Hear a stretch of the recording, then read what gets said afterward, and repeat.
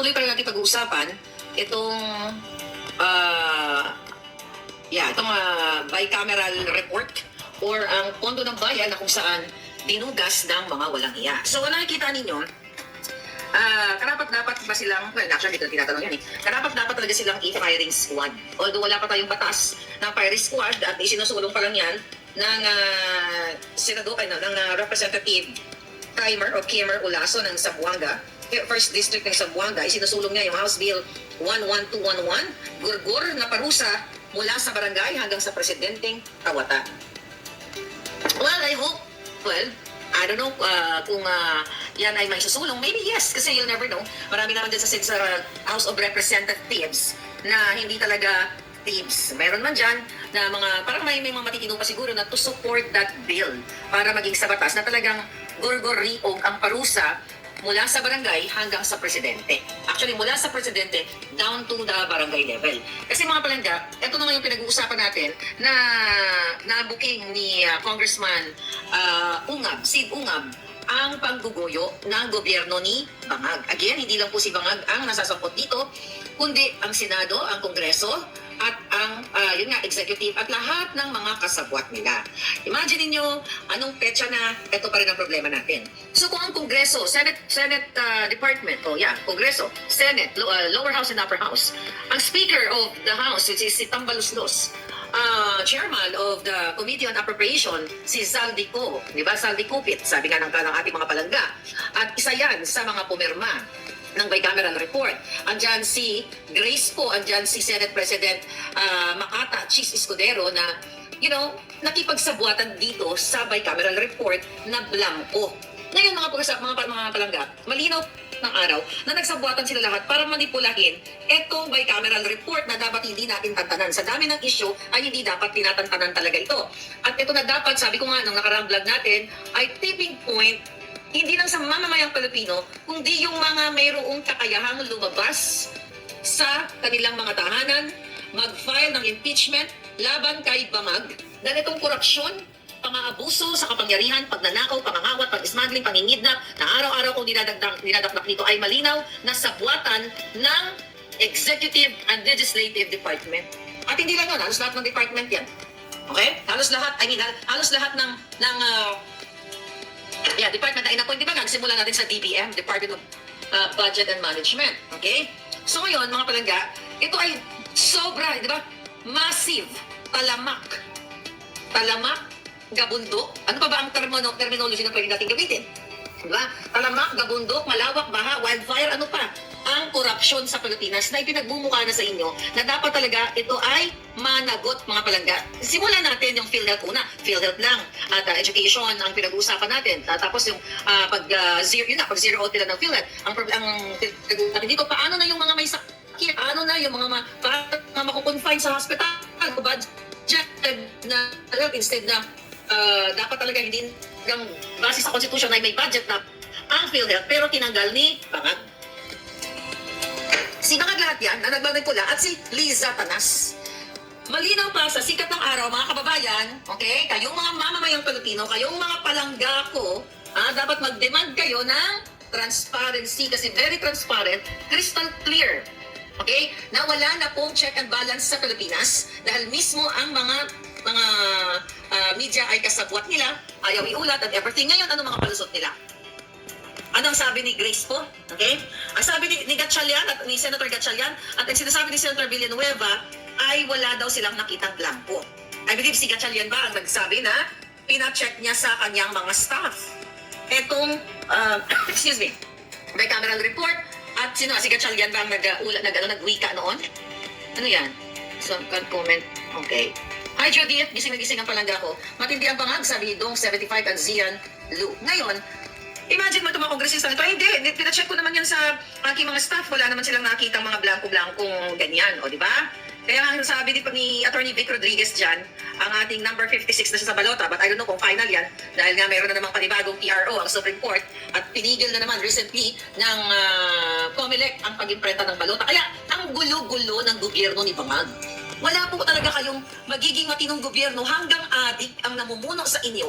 Ang mga namumuno, imagine mo adik si Lisa Tanas, adik ang mga Jonakis, adik sila Dameo, adik si Bangag, at iba pang mga cabinet secretary. Di ba? Yan ay pinatunay, in statement yan. Ni Cathy Binag na nakita niya na nagdudurog ng pulburon yung mga buwapan ng inang yan. Tingnan mo, hindi makasukasuhan si Cathy Binag dahil totoo, takot sila. Na ma-scrutinize sila pagdating sa korte. Takot sila dahil nung na-witness ni Cathy Binag ang kanilang pag-aadik. Now, balik tayo sa pinag-uusapan natin. Kaya si Escudero, ikaw Escudero, nagdudurog ka rin ba? Kasi ang balita ko, nakikita ka rin ni Cathy Binag sa mga party. So ang question, nag-addictus ka rin ba? Kaya ganun kayo mag-isip? Okay? Ayaw nilang mag-comment. Nung una ayaw nila mag-comment dito sa blank check na to. Pati itong si Ontivirus ayaw din mag-comment. Yan ang dating very anti-Marcos. Kaya at nga. nagpapanggap na para sa Tahimik government, para sa lahat. taong bayan, which hindi naman totoo, recently sa sinulong, binu siya doon, di ba? Ano sigaw ng mga taong bayan nung tinawag siya? Duterte, Duterte, di ba? Duterte, Duterte para na sigaw ng taong bayan. Tahimik. Kasi yan, Silong binanay Tiberos. Escudero. Sino pa yung mga pumira? Ang mananagot talaga dapat doon, ang committee, ang finance committee ng Senado at ang committee on appropriations at lahat ng pumirma doon. At meron ding tungkulin ang bawat senador, ang bawat kongresista, whether pumirma sila o hindi. Why? Binigyan sila ng kopya eh. Di ba? Lahat sila may kopya. Ang sabi Kaya nga nga, sa una, alam nila. nag-email sa kanila ng soft copy, which is, yun nga, via email, dito sa bicameral report na ito. Pero bakit hindi nila nakita? Meron ba silang sakit sa mata? Bulag ba sila? O nagbulag-bulagan? Simple lang ang sagot. Hindi po nila ginagawa ang kanilang trabaho Yes. bilang mambabatas. Kasi Yan hindi naman talaga sila pumasok dyan o Para tumakbo magtrabaho. sa pagiging mambabatas para sa proteksyon o kapakanan ng taong bayan, kundi mambutas ng batas at mambutas ng kaban ng bayan. Kaya yung mga tahimik na kongresista, senador, ito ay mga walang pagmamahal sa bayan, walang pagmamahal sa inyo. Okay? Ngayon, mga kababayan, ito ay napaka linaw na kung meron mang i-impeach dito, hindi si Sara Duterte na dinudurog nila sa 125 million confidential fund. Yeah, Kung meron correct. i-impeach dito si Bangag, unang-una si Yes. Marcos Jr., panagutin ang mga poki ng Jonames talaga tamay na yupak na ito. Ang Bangag na Pangulong Addictus, ang Senate President na questionable kung addict din itong ayawa na ito dahil ang mga delivery ng pananalita at yun nga, base sa chika bumbum namin ni Cathy ay nakikita na rin sa party. Chis Escudero, nagdudurog ka ba? Sumisinghot ka ba ng pulburon? Sinong kasama mo? Oh, nagsisinghot ba kayo? Kaya yung jowa mo, pati aso, sinusuotan ng 12 million na Bulgari. Di ba? Ang inggit abot hanggang langit. Matino ba yung ganyan? Kasama dito ang mga asawa ng mga senador at kongresista kasi mga kababayan, ang mga asawa ng kongresista at mga senador at mga inappoint ni Bangag ay indirectly. Hindi man sila nakapwesto pero mga puki ng Jonames na yan na mga maanta ang mga kipaylabog. Actually, nakakagalit. Kunyari ang mga yan, di ba, tahimik, pati mga kabet, yan ay sumisinghot ng pera ng bayan. Sinasay mo nila parang malabanan na inuubos ang pera ng bayan sa kanilang mga luho. Ang mga Correct. food trages, lahat sila may Hermes, Ados, lahat yan. Nagpapakontest ang mga yawa na yan sa mga diamanteng hindi naman bagay sa mga pangit at mga kawatan. Kahit kailan kayo, mga asawa ng kongresista, mga politikong, mga kawatan kayo, dapat sa inyo talaga i-firing squad kung nagkaroon ng batas na yan. And I hope, pagpasok ng Mayo, dahil si Attorney Vic, isa rin sa kanyang gustong gawin yan, nababaan ang threshold ng plunder case, ng plunder amount, which is, sabi niya nung una, down to 5 million, pero nung tigil si Attorney Vic, maybe we can go 1 million. Maybe sabi ko nga, 5 piso lang dapat, gurgur na lahat Correct. Why? Kasi ang pagnanakaw ng Kahit 5 piso, piso. ang pagnanakaw ng 5 milyon, o ng 1 trilyon, it's the same na pagnanakaw. Exactly. Hindi ba kayo naawa sa sarili ninyo, mga palangga? Sabi ko, kung meron dapat i-impeach dito si Bangag. Yeah, correct. 2022 ko pa sinasabi sa inyo yan, betrayal of public trust ang ginawa ni Bangag, ni Ferdinand Marcos Bangag Jr. Yan, dineclare na ni Papa Trump, ni Lolo Trump, na ang mga nasa kartel ay mga considered as nagtiti, okay? O mga T, you know what I mean, di ba? At definitely si Lolo Trump ay alam niya na na ang presidente ng Pilipinas ay isang adik. So considered it done. Di ba? Yan ang favorite din ni Satanas. Consider na tiyan sa utak at sa isip at pananaw ni Lolo Trump. Bakit ka mo? I-expound natin yan. Bakit sinabi ni President Trump na ang mga kartel, di ba, ay considered as thief? Kasi nila ang buhay ng bawat tao, whether ito ay Amerikano o Pilipino. The moment na si Marcos Jr. ay promotor, trollbuster, you're there, na nagpapapasok ng droga ng pulburon diyan sa Philippine ports, diyan sa Bureau of Customs, di ba? Sa post office, kung saan man niya pinapapasok ang droga para masira ang kinabukasan ng anak mo, yes, ikaw. Ang anak mo, ang kapatid mo, ang lolo-lola mo, ibig sabihin, si Marcos Jr., si Lisa Marcos Tanas, ay mga thief na sinisira ang buhay ninyo every minute o every second, mga palangga. Kaya kung meron man dapat na firing squad, kung meron na tayong capital punishment right now, mauuna yung mga baka ng ginemis na yan. At dapat kayo dyan sa Pilipinas, yung mga abogado na para sa bayan, na sumumpa kayo, na sulong ang kapangyarihan ng konstitusyon, ng batas. Dapat kayo at mag-file kayo dyan ng impeachment kay Bangag. Kaso sa ombudsman, dito sa mga pumirma sa malablack check na Correct. Si Marcos Jr. should be impeached already. na bycam report na yan na pinagdependehan o pinagbasehan kaya nabuo ang GAA or General Appropriation Act na kung saan nakapaloob ang budget ng buong sambayanan o buong bayan na sana makakapagbigay ng magandang kinabukasan sa bawat Pilipino in terms of what? Healthcare, infrastructure, livelihood, name it. Alam nyo na yan, dyan lang naman umiikot ang buhay ng bawat tao wherever you go. So dapat magkaroon ng kaso yung mga yan at talagang merong magsusog sa kanila sa lahat ng sangkot dito sa BICA scam na ito. Kasuhan ng plunder yan or malversation of public funds. Bycam become bycam scam.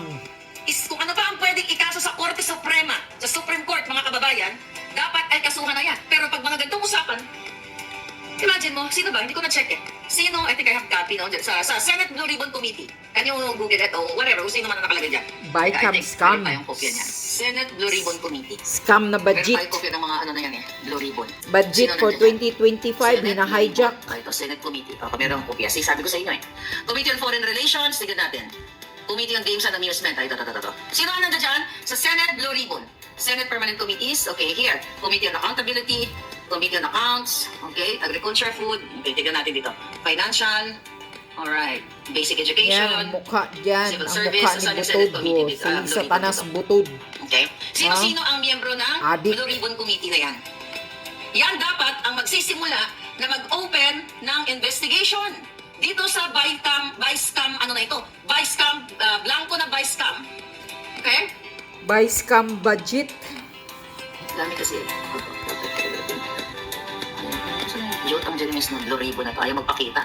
Ayaw siguro ayaw magpatawag ng mga walang iya. Diba? Anyway, doesn't matter kung sino. Hindi ko makita dito sa list natin. Okay.